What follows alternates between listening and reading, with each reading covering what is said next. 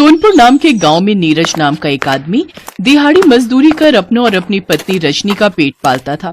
एक रोज जब नीरज काम पर जाता है तो उसका मालिक उससे कहता है, अब से तुझे काम पर आने की जरूरत नहीं है। मुझे दुकान में इतना मुनाफा नहीं हो रहा कि मैं तुझे पैसे दे सकूं, इसलिए ये ले अपना हिसाब और चलता बन, चल। इसके बाद नीरज सारा दिन काम की तलाश में इधर उधर भटकता रहा, लेकिन उसे कहीं और कुछ काम नहीं मिलता। शाम को वो जब घर लौटता है तो उसकी पत्नी ने उसकी मनपसंद अंडा बिरयानी बनाई थी, लेकिन नीरज बिना खाना खाए ही सोने चला जाता है।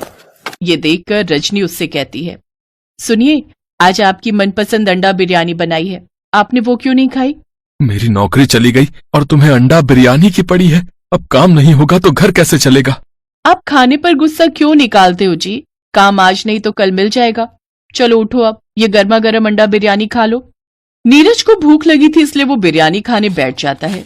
बिरयानी खाते ही नीरज रजनी से कहता है, वाह रजनी, तुम्हारे हाथों की अंडा बिरयानी में तो कमाल का जादू है। दुनिया के सारे गम पल भर में दूर कर दे, ऐसा स्वाद का नशा है तुम्हारी बिरयानी में। अरे तुम्हारे आगे तो दुनिया के बड़े बड़े होटलों में काम करने वाले शेफ भी फेल होंगे, मैं दावे के साथ कह सकता हूँ। हाँ। अपने पति के मुंह से ये बात सुनकर रजनी को एक आइडिया आता है और वो नीरज से कहती है, वैसे कह तो आप सच रहे हैं, मेरे मायके में भी सब मेरे हाथ की अंडा बिरयानी की तारीफ करते नहीं थकते थे। वैसे मैं सोच रही हूँ कि क्यों ना हम अपना छोटा सा ढाबा खोलकर उसमें अंडा बिरयानी बनाकर बेचे तो। वैसे आइडिया बुरा नहीं है, लेकिन ढाबा खोलेंगे कहाँ? अरे आप मंगत राम से बात करो ना, उनका ढाबा कब से खाली पड़ा है।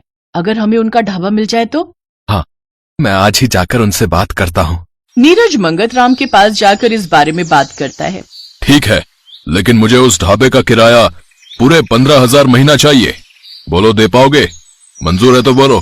मालिक, कुछ महीने हमें मुफ्त में काम करने दीजिए, फिर जैसे ही धंधा जमेगा मैं आपको हर महीने किराया दे दूंगा।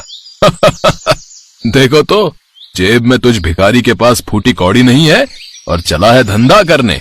तू तो ढाबे की जगह अंडा बिरयानी अपने सर पर बड़े से बर्तन पर रखकर गली गली जाकर बेच, क्या पता एक आधा ग्राहक मिल ही जाए। नीरज उदास होकर वहां से चला जाता है। रास्ते में लौटते वक्त उसे एक पुराना सा टूटा फूटा ठेला दिखता है। उस ठेले को देख नीरज को एक आइडिया आता है। क्या हुआ जी, कुछ बात बनी क्या? मिल गया ढाबा? हाँ, ये देखो हमारा चलता फिरता ढाबा। नीरज रजनी को सारी बात बताता है। फिर वो उस ठेले की मरम्मत करता है और उसे रंग करके अच्छे से तैयार कर देता है। अगली सुबह रजनी बड़े से बर्तन में अंडा बिरयानी बनाकर तैयार कर लेती है। फिर दोनों पति पत्नी सड़क किनारे अंडा बिरयानी बेचने निकल पड़ते हैं। कुछ देर बाद उनके ठेले पर एक आदमी आता है। अंडा बिरयानी देना। वो आदमी अंडा बिरयानी खाता है तो उसका स्वाद चख कर खुश हो जाता है। भाई वाह, क्या स्वाद है।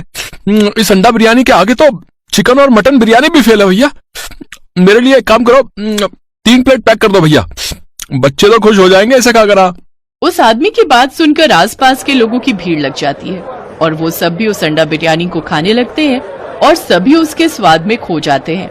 कुछ समय बाद उन्होंने मंगत राम के ढाबे के सामने वाली जमीन खरीद ली और उस पर एक बड़ा सा ढाबा बनाकर उसमें अंडा बिरयानी बेचने लगे।